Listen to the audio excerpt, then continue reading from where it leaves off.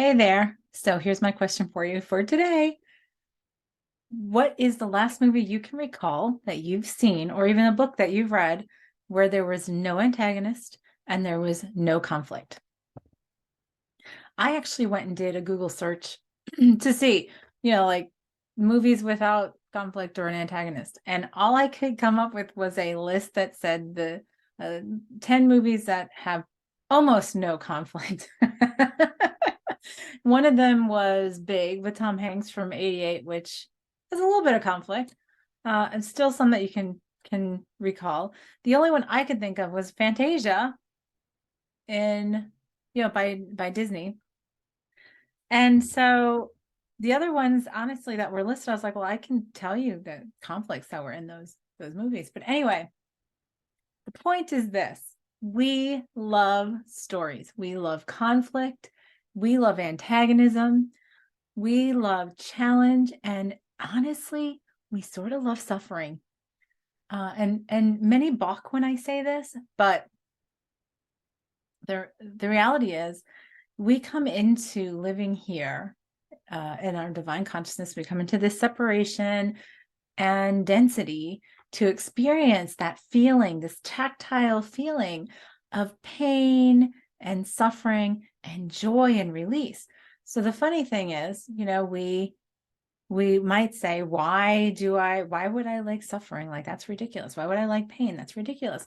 Well, in this tactile body of ours, we set it up so that we have, conflict, we have resistance, we have lack or, separation based energies and emotions, because when we remove them, we get like this rush, right? It's like we're an addict to it. And so, interestingly, in psychology, many misunderstand the term negative reinforcement and what that means. It does not mean somebody's trying to avoid being, negatively punished or something like that, in terms of motivation.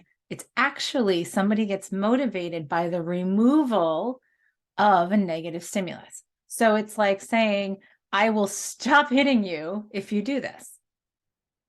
Right. And so, yes, it is sort of an avoidance of it, but it's really just the removal of it is what motivates you. So here's the funny thing: when we have this contrast, we feel like we feel better. So we create the suffering and the pain so we can create the joy and the happiness, right? Or the understanding of it. I know many in this field of what I do who, after a while, they go, including myself. I've had these experiences too. You're like, well, am I really connected? Am I really out there? Am I really getting this, the bigger picture? Because it becomes so every day, so all the time. And the ego goes, yeah, but we don't have contrast. So how can we judge? Right.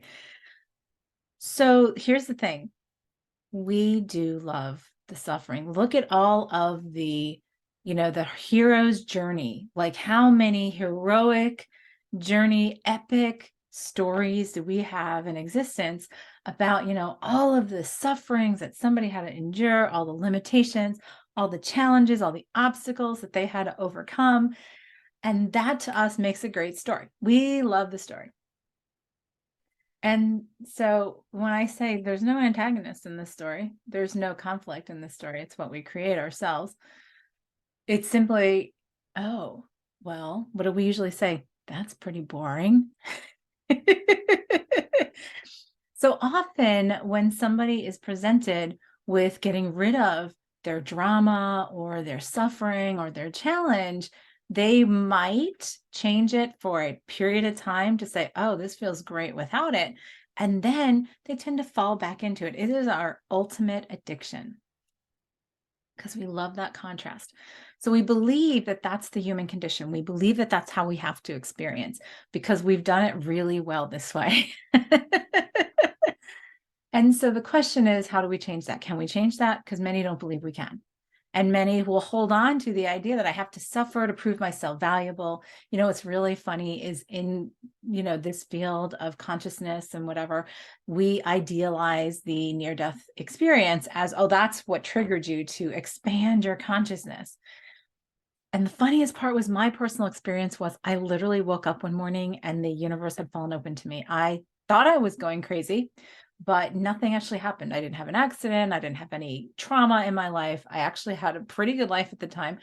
And I woke up at 4 o'clock in the morning and everything was different.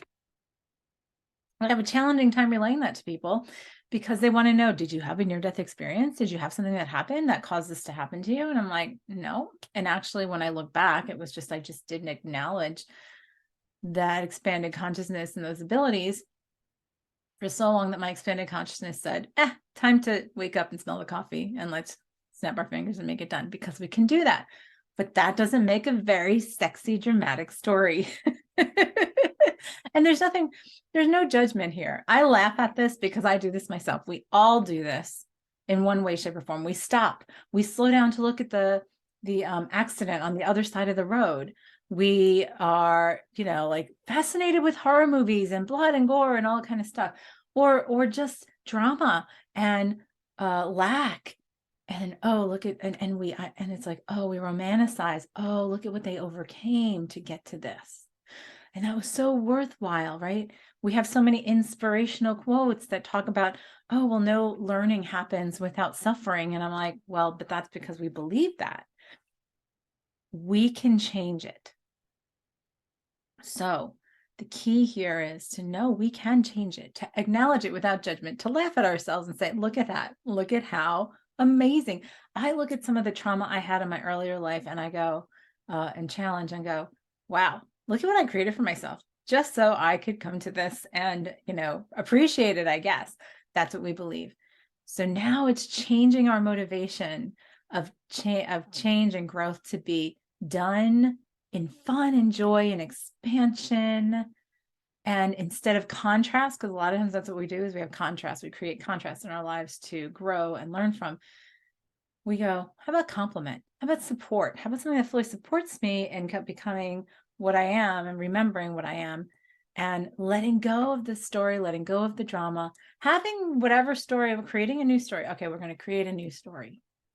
And so that's where it's time for us to start looking differently, because when we can allow that for ourselves, we can allow the dissolution of these traumas and the challenges and the limits that we hold in our realities and swear we bang our head against the wall because we swear we want to change it. And yet we sort of don't at some level. And I'm not saying that, again, I'm saying that with no judgment because we all do it. And I find it funny for myself, like, look at what I did there. Look at what I did there. Incredible. So I would show that to myself. So it's time for us to step back, take a breath, not take ourselves so seriously, and to say, how do I do this differently? Because when we allow ourselves that different way of being and the way of living, then we can create an incredible, infinitely enjoyable existence. And we can, contrary to what we might believe, we can understand it to be so. So that's it for today. Like, follow, subscribe, come join my Facebook group, the Upleveling Community, and I hope to see you there. Thanks.